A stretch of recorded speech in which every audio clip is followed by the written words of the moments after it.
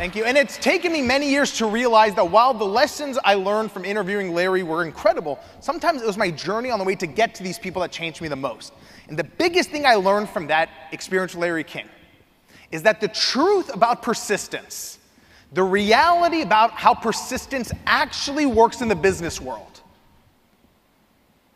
is that we have as many at-bats as we're willing to give ourselves. We have as many at-bats as we're willing to give ourselves, and that's changed my life forever. Now, the big thing I want to dive into is this question of now that we all are on the same page about taking as many at-bats as we're willing to give ourselves. The natural response is we're going to take more swings, and that will naturally lead to more rejections. So I've created a tool that I want to share with all of you today that I want you to keep in your pocket at all times moving forward. And it's called the rejection inspection. It's called the rejection inspection. And this is a tool to help us realize that rejection in and of itself is not what we're afraid of. It's the pain that comes with the rejection that keeps us from following our dreams. And what the rejection inspection does is it helps relieve us of the pain so we can actually move forward with our biggest goals. So I'm going to run through it really quickly. There's 3 parts to the rejection inspection. And then I'm going to explain them. Part 1 is do a hard reset. Part 2 is realign the navigation. And part 3 is re-examine the engine. So I want everybody to take out, oh, you're already ahead of me. Take out your phone, take a picture. I'll pose really nice. Great. We'll make it look really good in the photos. Perfect. Okay, so now you have this in your phone. You have this in your phone. And again, this is yours to keep. You can share it with your teams when you go back home after MDRT, and I'm going to explain you them really quickly. So just like a car that has the check engine light coming on, and we all know what that feels like internally when our internal check engine light comes on after we face a lot of rejections. The first step, the first checkpoint when your internal check engine light is turned on after you've gotten a lot of rejections at work is take a nap. Go have some ice cream. Turn off your phone. Literally do anything you can to reset your internal system. Just like how a mechanic turns off the car and lets it cool down for 15 minutes, turn off your phone, turn off your computer, and give yourself 2 hours. What happens is about 80% of the time, all your problems go away. But every now and then, the rejection's really big, and you have to move on to checkpoint number 2. And checkpoint number 2 is realign the GPS.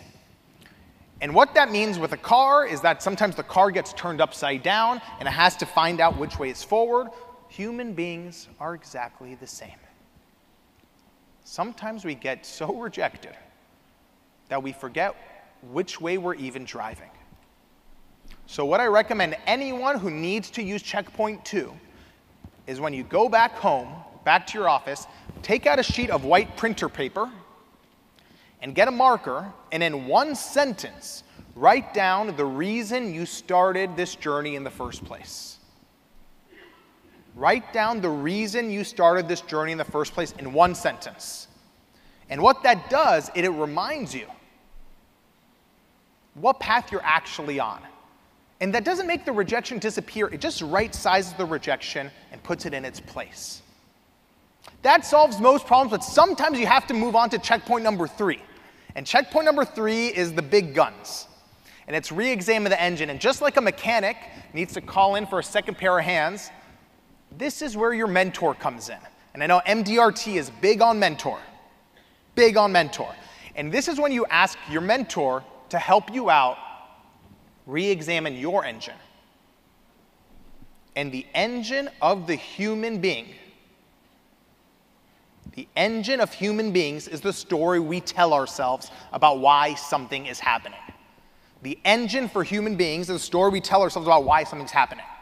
So, if the rejection has been bothering you for weeks or months, it comes down to the story you've given about what that rejection means. And it normally says one of 2 things. It either says, number 1, this rejection says something about who you are and your worth. I'm not good enough.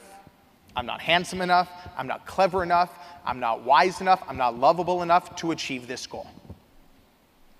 Or, number 2, the rejection says something about your future. I will never achieve my dreams. I will never reach my quotas. I will never get my goals. I will never become the person I want to be. And again, you need a second pair of hands, and that's where the mentor comes in, to help you examine that story. And once you become aware of it, it no longer has a hold on you. Now, MDRT, the reason I'm so passionate about all this, as we wrap up right now, the reason I'm so passionate about this is because not only are rejections an essential and natural part of the entrepreneurial endeavor, they're a natural part of any life of courage. I don't care if it's having a hard conversation with your spouse, if it's telling your kids something they don't want to hear. We face rejections, and sometimes painful rejections, anytime we go out and try something new. And my goal for the rejection inspection is that it's in your pocket at all times, and it gives you the courage to keep trying. And the biggest thing I want to share with all of you today is that after spending 12 years studying success, if I've learned one thing, it's that success and failure are not opposites. They're different sides of the same coin. The opposite of success isn't failure. The opposite of success is not trying. So if I have one wish for all of you today, if I have one invitation for you, it's that you uncommit yourself and unattach yourself from success and failure, and instead commit yourself to trying and growing, and that will change your life forever. Thank you all so much. It's such an honor to be with all of you. Such a pleasure. Thank you so much.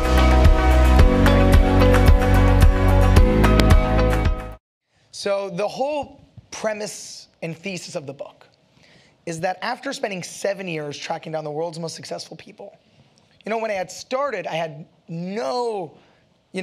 zero desire to find that one key to success. We've all seen those TED Talks or business books, and normally I just roll my eyes. But what I ended up realizing is that every single one of these people treats life and business and success the exact same way. And the analogy that came to me is that it's sort of like getting into a nightclub. There's always 3 ways in. There's the first door, the main entrance, where the line curves around the block, where 99% of people wait around hoping to get in. And then there's the second door, the VIP entrance, where the billionaires and celebrities go through. And what school and society never talk about, they always make you feel you either have to be born into it or you wait your turn like everybody else. Yep. But what I've learned is that there's always the third door. Yep. And it's the entrance where you jump out of line, run down the alley, bang on the door 100 times, crack open the window, go through the kitchen. There's always a way in. And what I've realized is that not only did all these people who I interviewed take the third door when it came to launching their own careers, I had no choice but to do it too, because to my surprise, Bill Gates doesn't do interviews with random 19-year-olds. So that's why it took this long process of running down the alley, getting muddy, getting bruised up to make it happen. One of the people who gave me one of the most practical pieces of advice on this journey was Tim Ferriss, the author of The 4-Hour Workweek. Who's been in here to do talks, by the way. Well, he's incredible. And with Tim, I was 19 years old. And I ended up having, I crouched in a bathroom at a conference for 30 minutes waiting to jump out to meet him, and I eventually got the interview. And what I learned with Tim Ferriss is that he started his career essentially using cold emails. He emailed the CEO of a company he wanted to work with 32 times until he got the job. And then when he wanted to become an author, he cold emailed best-selling authors for advice. So when I was interviewing him, I naturally had to press him on his cold email secrets. And he gave me a template that works unbelievably well. And it goes like, if any of you guys are curious, it goes like this. Dear so-and-so, I know you're incredibly busy and you get a lot of emails, so this will only take 60 seconds to read. And then you put in the next paragraph 1 to 2 sentences max of who you are and what context you have that's relevant to the person. And then next paragraph, 1 to 2 sentences max again of a very specific question they can answer right away. What book do you recommend a first-time author? What advice do you have for someone who's new to managing teams? And then the closing paragraph is the clincher. I totally understand if you're too busy to reply. Even a 1 or 2 line response will completely make my day. All the best, Tim. And what's been remarkable about that cold email template is I've gotten interviews for the book using it. I've gotten mentors. Pretty much the whole book launch was brought to you by that cold email template. And like you said, it is remarkable that when you are thoughtful about how you message someone, people are really receptive to helping. So what I've learned about mentorship is, when you study the world's most successful people in any industry, you can look at finance with Warren Buffett. His entire career changed when he got mentored by Benjamin Graham. You can go to any single person who I've researched and interviewed, yep. And there's always been a mentor who's changed the entire course of someone's trajectory. Yep. And what I've learned about mentorship is that the most powerful thing a mentor can do for someone. Of course, there's introductions and opening doors and advice, but at the end of the day, what I've learned is that a mentor can change what the mentee believes is possible. And what I've learned is that you can give someone all the best tools and tactics in the world, and their life can still feel stuck. But if you change what someone believes is possible, they'll never be the same. And that's the most powerful thing a mentor can do. The whole way I met Larry King is I was sitting on the sidewalk, and talk about meta. I'm sitting on the sidewalk with one of my best friends. This is after the 8-month quest to get to Warren Buffett, and it ends in a complete disaster. And I'm sitting on the sidewalk, completely depleted. And I'm complaining to my friend about how hard not only it is to get interviews, but even when I was doing interviews, they weren't going the way I wanted. And as I'm complaining, a car pulls up, and out walks Larry King. And I end up chasing him through the grocery store. And, instead of a restraining order, he ends up inviting me to breakfast. And at breakfast, not only do we become friendly, we end up doing an interview. And I've been to breakfast with him over 50 times over the past 5 years. And it gets fully full circle when the book came out and he was the first interview I did for the book tour. So it was truly a remarkable experience. And the one thing Larry has taught me, the secret of interviewing, and it doesn't matter if you're doing... It's good for me right now. Yeah, if you're... Okay, ready? And you're already doing it, by the way, whether you know it or not. And it doesn't matter if you're interviewing someone for press or if you're interviewing a job candidate. This is the key. Larry looked at me and he has that gruff, Brooklyn voice, and he's like, the problem you kids have, and he's telling me that all these young interviewers make a monumental mistake from the very beginning. He said the thing they do is they look at all the interviewers they admire, whether it's Larry or Oprah Winfrey or Barbara Walters, and they look at their styles and they try to emulate it. It's a natural thing to do. And Larry said that's the biggest mistake you make because you don't know why those styles exist. Larry likes to ask the simple questions everybody's curious about. Oprah uses all this enthusiasm. Barbara Walters is very strategic. Larry said, if you're focusing on the style, you're missing the point. The reason each person has that style is that is what makes them most comfortable in their seat. And when you're comfortable in your seat, the interviewee is comfortable in their seat. And that's what makes for the best interview. One of the most surprising interviews was with Quincy Jones. Yep.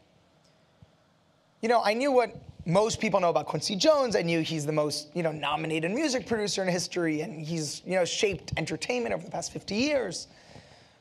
But he's the only interview where I walked in one person, and I walked out another. And, I ended up spending 2.5 hours in his house, and even the chapter itself, I still read, sometimes weekly, just to refill myself with inspiration. And, when the book was about to come out, we had the early galley copies. And I got a message. I sent the galleys to everyone who was in the book. And I got a message not from Quincy. I got a message from someone who works at his company, like a random cold message saying, hey, wanted to let you know I work for Quincy Jones Productions and I love your book. And I'm like, how did you get my book? Because this is before it was on sale. And he goes, oh, Quincy's been walking around the office, handing your book person to person, saying, this kid's up next. You got to read this. And to my surprise, Quincy read the entire book in 3 days. I didn't anticipate it, but when you're going in to interview Bill Gates, you can't, well, look, you can take an interview however you want. I knew that if I only have 1 hour with him, I wanted to make sure that I got the most value out of that hour and asking him questions he's never been asked before. And to make sure you don't ask anything that's been asked before, you have to read everything about him. And you know, his biography is 800 pages long, and there's hundreds of articles and interviews. So before every major interview, I spent anywhere from 3 weeks to 3 months fully immersing myself in each person.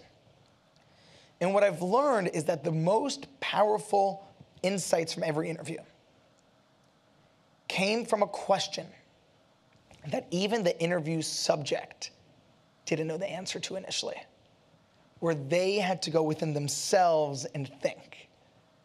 And those are the moments, whether it was with Bill Gates talking about his negotiations in Japan, or if it was, you know, Jane Goodall talking about when her mentor started making sexual advances. When you get someone to look within themselves, that's when you get something new, and that is what's powerful in the end.